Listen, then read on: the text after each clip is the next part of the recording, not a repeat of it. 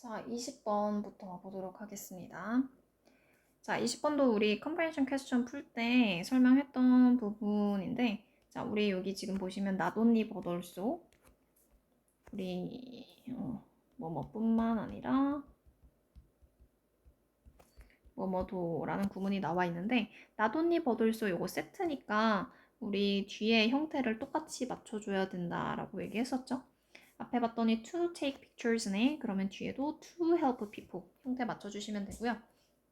자, 그 다음에는 얼마나 매력적인지 하고 마지막에 느낌표로 끝나는 감탄문 나오고 있어요. 자, 이런 문장을 우리가 이제 감탄문이라고 하고, 자, 이런 거 그냥 참고로 그냥 보시면 될 것 같아요. 감탄문은 우리가 만들 수 있는 방법이 크게 두 가지가 있어요.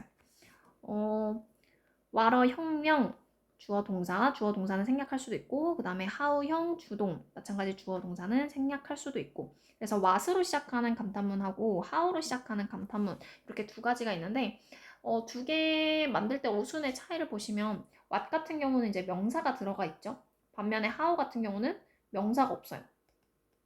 그래서 우리가 좀 명사를 의미를 강조하면서 좀 감탄문을 만들 때는 what을 써주시면 되고, 이제 명사 없이 형용사나 부사만으로 감탄문을 만들 때는 how를 써주시면 되겠죠.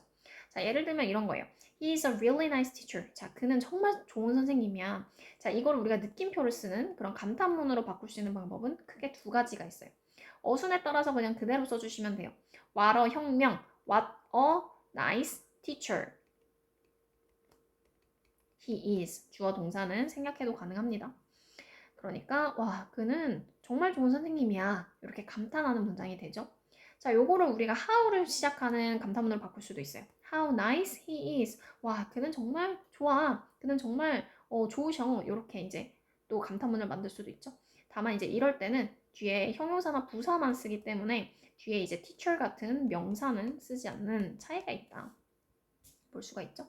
자, 감탄문 요거 어수는 그래도 조금 기억해 두시면 우리가 혹시나 나중에 영작할 때, 감탄문 쓸 때 응용할 수 있으니까 외워두시는 것도 좋을 것 같아요. 와라 혁명, how형 이렇게.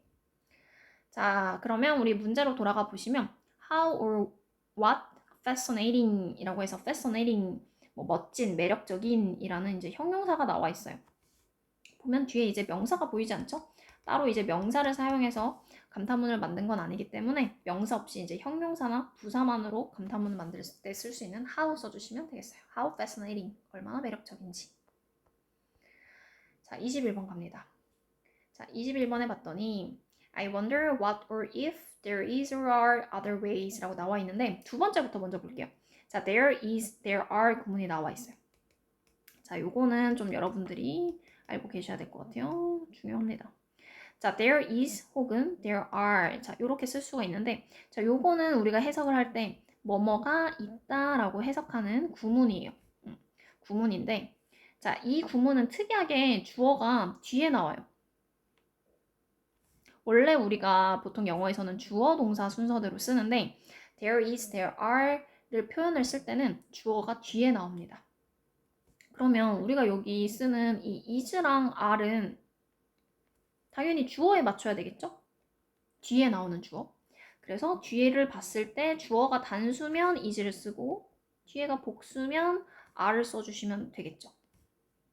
그러면 여기 같은 경우는 there is or are other ways라고 해서 ways. 지금 복수 주어가 나왔죠. 복수니까 동사는 are 써주시면 됩니다. 자, 그러면 앞에 what과 if를 먼저 좀 살펴볼 건데, 자, 일단 자, I wonder. wonder 하면 이제 궁금하다라는 뜻이에요. 궁금하다. 궁금하다라는 이제 뜻이고, 뒤에 이제 what과 if 접속사가 나와 있는데, 우리가 what과 if를 구별할 때는 요거 생각하시면 될 것 같아요. 일단 what이 뭐 관계 대명사건 뭐 접속사건 뭐건 간에 뒤에는 늘 불완전한 문장이 온다. 요거 좀 기억하시면 될 것 같고, 반면에 if 같은 경우는 대처럼 얘가 접속사 역할을 할 때는 이제 완전한 문장이 나옵니다. 참고로 if가 우리 이렇게 접속사로 쓸 때는 뭐뭐인지 아닌지 의미가 있죠. 그래서 우리가 요거로 구별하시면 될 것 같아요. 뒤에 문장 성분이 완전한지 불완전한지 보시면 될 것 같고, 자, 그러면 뒤에 문장을 봤더니 there are other ways라는 표현이 나오고 있어요. 참고로 우리가 이제 불완전하다라고 하는 거는 주어나 목적어 없는 경우를 얘기하잖아요. 근데 지금 여기 같은 경우는 there are other ways. 주어는 나와 있죠. 주어는 나와 있고, 자, 우리가 뭐뭐가 있다라고 표현을 할 때도 목적어는 필요하지가 않죠. 우리가 목적어는 뭐뭐 을을이라고 해석되는 걸 목적어라고 하는데, 자, 방법이 있습니다 하면 이제 끝이죠. 목적어가 굳이 필요 없어요. 그래서 뭐뭐가 있다라는 표현이 나왔을 때 뒤에 주어가 있다? 그러면 얘는 그냥 완전하다 보시면 돼요. 그냥 이 자체로 완전한 문장. 원래 목적어 자체가 원래 필요가 없기 때문에 목적어 없다고 해서 불완전한 문장은 아니다. 그래서 뒤에 완전한 문장이 나왔으니까 이때는 if 골라주시면 되겠어요. what은 항상 뒤에 불완전한 문장이 나온다는 거 기억하시면 되겠습니다. 자, 22번 갈게요. 자, 22번에 우리 빈칸의 위치가 어디 있는지 빨리 파악하셔야죠. 자, and라는 접속사 뒤에 있어요. 자, 우리가 보통 이렇게 and 뒤에 어떤 어법성 판단이 나온다. 그러면 이거 병렬 구조를 물어보는 게 아닌지 빨리 생각을 해보셔야 돼요. 자, 앞에 봤더니 tried라는 동사가 보입니다. tried, 과거 동사죠. 앞에 과거 동사가 나왔으니까 우리가 and 뒤에도 과거 동사 똑같이 형태를 맞춰서 described 골라주시면 되겠고요. 자, 23번. 23번은 요거는 그냥 뭐 우리 약간 중학생 수준의 문제라고 생각하시면 돼요. want 같은 경우에는 우리가 뒤에 목적어를 취할 때 투부정사를 취한다. 아마 다들 알고 있을 거예요. 이거는 뭐 따로 이해할 거 없이 그냥 want 다음에 우리가 동사를 목적어로 취하고 싶다. 동사의 의미를 가진 어떤 check처럼 목적어로 취하고 싶다라고 하면 이제 to를 붙여서 명사로 바꿔준다. 그 다음에 24번이요. 24번에 봤더니 모든 정확한 답마다 라는 표현이 나와 있어요. For every correct answers or answer 나와 있는데, 자, 여기 every라는 표현이 있어요. 우리 every 하면은 이제 모든이라고 해석을 하잖아요. 자, 모든 거니까 복수일 것 같은데, 특이하게 every 같은 경우는 뒤에 단수랑 세트로 나와요. 좀 특이하죠? 해석이 모든인데. 이런 거는 그냥 약간 암기 그냥 하시면 돼요. 이런 거는 뭐 따로 뭐 이해를 하거나 할 건 없고 every가 모든이라는 의미가 있지만 특이하게 뒤에 단수 명사랑 같이 세트로 쓴다. 확인하시면 될 것 같고요. 넘어가겠습니다. 자, 25번. 자, 25번의 두 번째 문제 보도록 하겠습니다. 자, 두 번째 문장인데 우리 여기서부터 다시 한번 살펴보면 자, you will discover that. 자, 당신은 발견할 거예요. You have two hands. 두 개의 손이 있다는 것을. One for helping you or yourself. 자, 한 가지, 즉 한 손은 당신을 위한 거고 그 다음에 another or the other. 다른 한 손은 for helping others. 다른 이들을 돕기 위한 것이라는 것을. 자, 그러면 이때 우리가 두 번째 문제 you와 yourself. 자, 요거 이제 차이를 확인하셔야 되는데 자, 요것도 우리 중간고사 전에 어법 확인할 때 한번 설명한 적이 있어요. 자, 우리 뭐뭐 self 요런 표현 같은 경우는 언제 쓰냐면 자, 주어와 목적어가 같은 경우에 쓴다라고 했어요. 같은 경우에 바로 이 목적어 자리에 뭐뭐 self를 쓴다. 왜냐하면 뭐뭐 self라는 건 스스로 주어 스스로라는 의미가 있기 때문에 주어와 목적어 같은 경우 목적어의 자리에 쓴다. 요거를 생각하시면 될 것 같아요. 자, 그러면 이 문장에서 지금 목적어는 지금 주어는 you죠. 당신이 발견할 거라고 했어요. 당신이 발견할 건데 그 한 개의 손은 너 스스로를 위한 거야. 그러면 지금 주어도 you고 목적어도 you인 거죠. 너를 위한 거니까. 지금 주어와 목적어가 대상이 같아요. 그러면 우리 yourself 골라주시면 되겠고요. 자, 그 다음에 두 번째 같은 경우는 자, 요것도 그냥 암기하시는 거예요.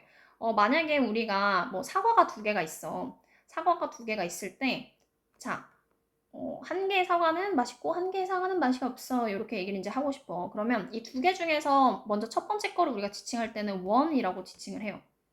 그리고 나서 마지막 한 개 남은 거. 마지막 한 개는 우리가 지칭할 때 the other이라는 표현을 씁니다.